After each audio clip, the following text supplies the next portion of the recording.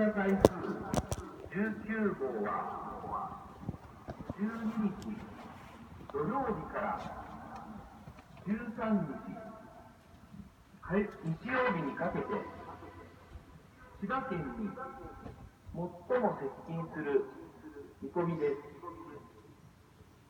暴風、高波、高潮、大雨には厳重に警戒してください。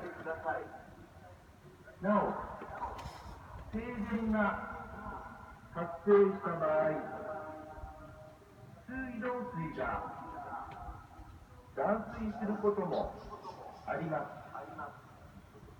水や食料の備蓄、懐中電灯の点灯確認などお願いします。また、今後の気象情報に注意するとともに、台風接近時は不要不急な外出は控えましょう。繰り返しお知らせします。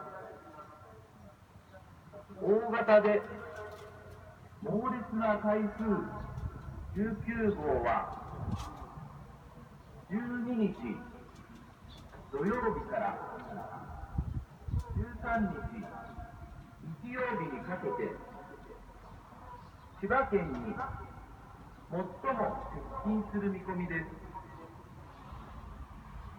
暴風、高波、高潮、大雨に厳重に警戒してください。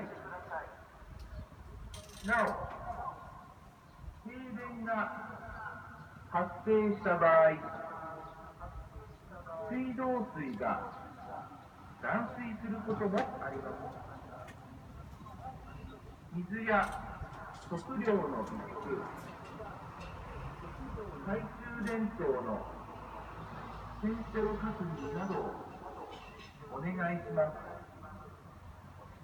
また、今後の気象情報に注意するとともに、